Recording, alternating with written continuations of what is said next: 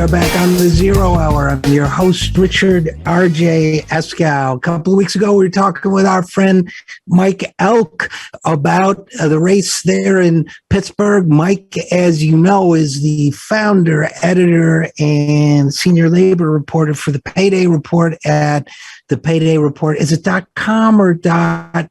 Paydayreport.com. Paydayreport.com, right. And we were talking about the congressional race of Summer Lee. And as we record this on a Thursday, Mike, it looks like Summer pulled it off, right? Yeah, it looks like Summer pulled it off by approximately 500 votes. There's still some outstanding votes, but they're in areas that Summer won overwhelmingly. So it looks like Summer will be able to win this election. She's declared victory. And every expert I know doesn't see any reason that this result would change, even though the Irwin campaign is making some noise about it.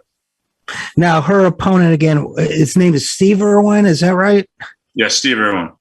And he's the attorney anti-union attorney, right?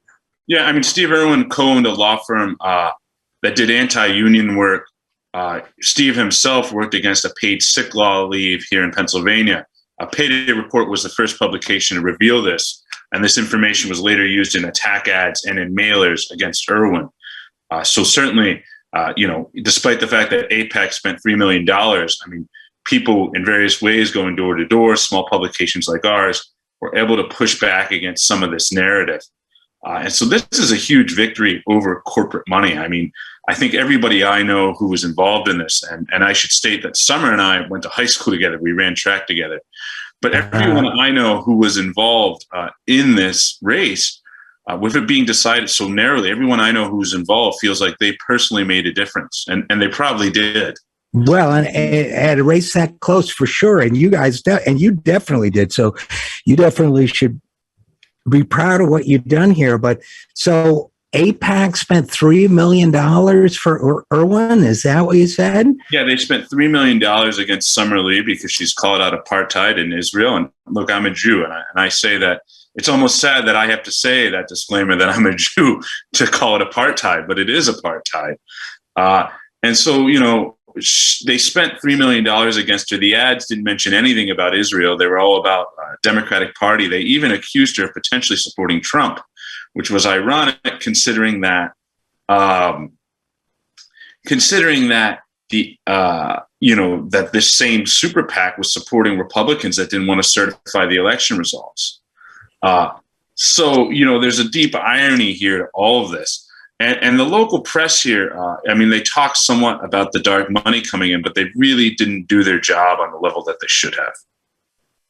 And Summer was way ahead in the polls until all these millions of dollars started flooding in, right?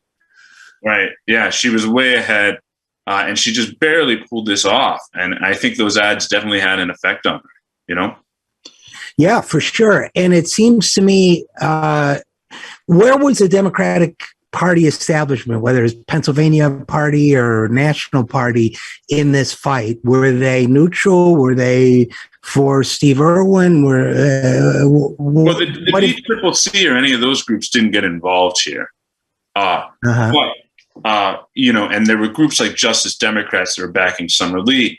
The local establishment, the local congressman, the former mayor, and the county executive were all against Summer Lee. They were for Steve Irwin. And the local party here endorsed Steve Irwin. However, Summer, a few years ago, founded a group called Unite. When Summer was first elected to the state house in 2018, beating an incumbent, she founded this group Unite. And what Unite did was went out and it started recruiting candidates to run against people locally. In 2019, they beat the county council president, John DeFazio, who used to be president of the Steelworkers in Pennsylvania. They beat DeFazio.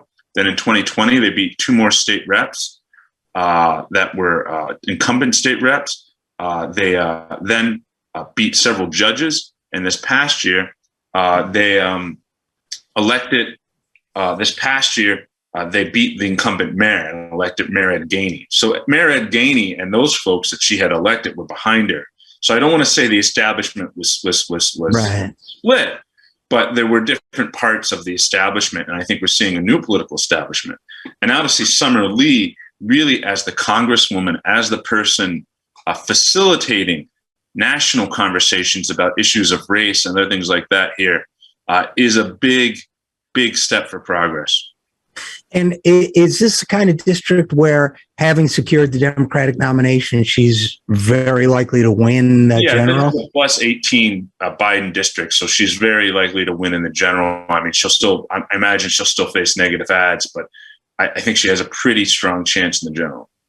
Now, Mike, we know each other, so I have a little bit of a paranoid streak, and I think about what happened to India Walton in Buffalo, for example, right, where she won the primary, and then the party establishment backed her incumbent opponent who ran as an independent. That couldn't happen here, could it? We're not seeing any real talk of that, and I think the Democratic Party would want to discourage that for a lot of reasons. There is a Republican in the race who, while he doesn't have a very formidable campaign, his name is Mike Doyle, which is the name of the retiring Democratic congressman. Oh, really? Oh, that's interesting. So there was an independent in the race with a guy named Mike Doyle, who everybody thinks might be their congressman. That could see that flipping the seat to the Republicans. So I don't think there's certainly Mayor Ed Gainey would be against it, and I could certainly see other big party players in the state, including Josh Shapiro and Fetterman, moving to stop that. So I don't see that occurring. I could be wrong, and I hope I'm wrong, but I just don't see it happening. Yeah.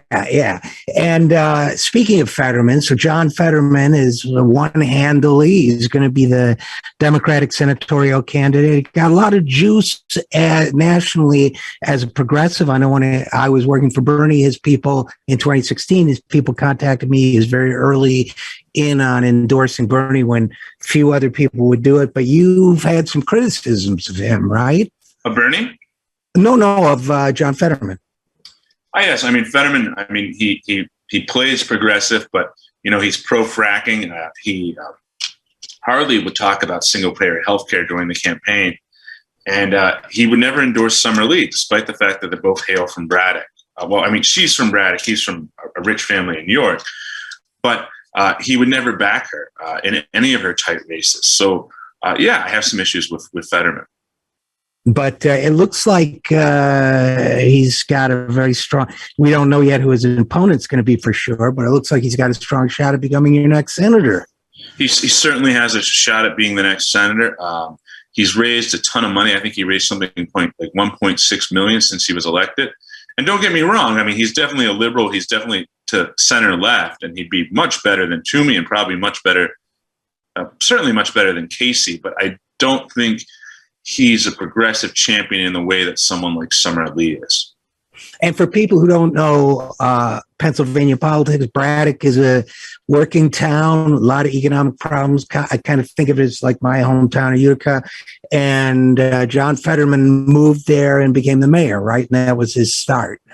Yeah, he moved there and became the mayor. So I don't, I've read articles about it, his time as mayor there. It sounds like he did interesting things, but I don't really know that much about his mayoralty. How much of it was substance and how much of it was, communications type stuff? Do you know? It's a mixed bag. He did some things, but at the same time, he comes from a trust fund, and he was able to make sure that all the things he did were under his umbrella, that, he didn't really work with a lot of the existing organizations. Well, a lot of the established players like Tony Buba, who the New York Times called the Bard of Braddock, didn't back him. And then he wanted to frack in Braddock. So he kind of used the town as a stepping stone. I mean, he did do some positive things. Certainly, his wife is very popular in the community, but there've been some issues there in terms of molding with the community. I mean, Braddock, for those that don't know, is a tiny municipality right on the edge of Pittsburgh. When he was first elected, he was elected with something like 300 votes. So he was able to use it as a stepping stone, and he certainly did some good things. But he also, did some, really stayed silent on the pollution from U.S. Steel. He pushed fracking. And Summer Lee has called for crackdowns on U.S. Steel. The steelworkers opposed to her because of that. And she certainly opposed fracking, which got her the opposition of the construction unions. However, several unions did support her. The UE, they supported her the first time she ran. The teachers union, SEIU, UFCW supported her, and certainly a lot of rank and file union members supported her.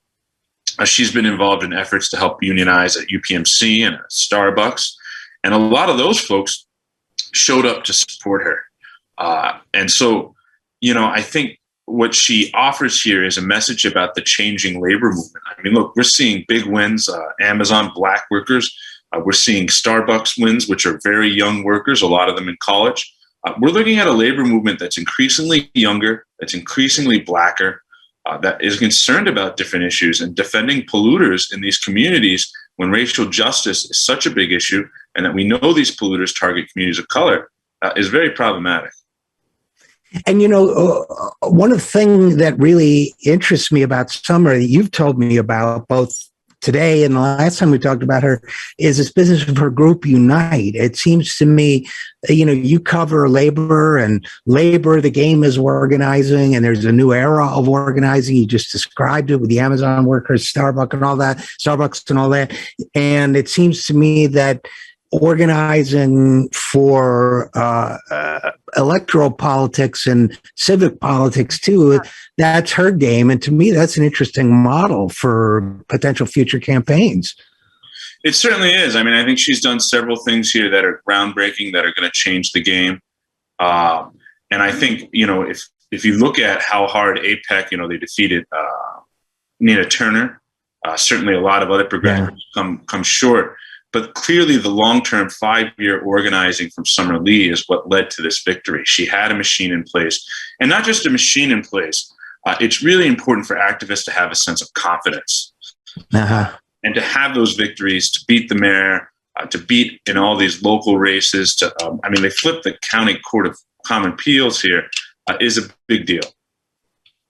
Yeah, it really is. And assuming that she gets through whatever hurdles are. First of all, I guess she hasn't had she's declared victory, but has she had a victory celebration yet? I was there the other night. All right, man. Quite a party. There might be another victory celebration happening again, but it was quite a party the other night. Everybody was pretty amped. And so, things are good.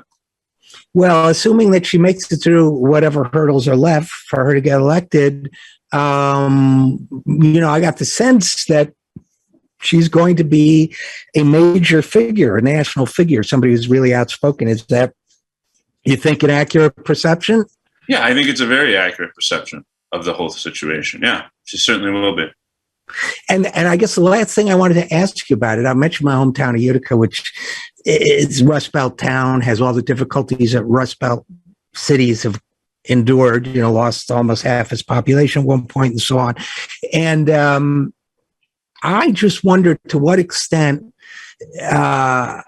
the story of somebody like Summer Lee is maybe an organizing / political model for a place like Utica and for other towns in the Rust Belt. I certainly think so. Look, Summer's district was only 18% Black. I mean, certainly Black folks played a key role in this multiracial coalition. But as Summer brought up, leading off her speech, this was a multiracial, multi-generational coalition. And I think what Summer always talks about is the more people you include in your coalition, if you include everyone, then it's impossible to exclude anyone. And I think for too long, we've had these tired conversations about pollution, which has been, one of Summer's primary focuses. And I think a lot of people, concerns about environmental degradation stretch on both sides of the aisle. And so certainly, I think you have to shake up the electorate. Well, it's going to be interesting and fascinating to watch her career from here on out and to see how her organization continues to reshape politics in Pittsburgh. So Mike Elk, paydayreport.com, founder and editor and labor reporter, exciting development. Thanks for coming on the show and telling us about it. Sounds good. Thanks for having me on again.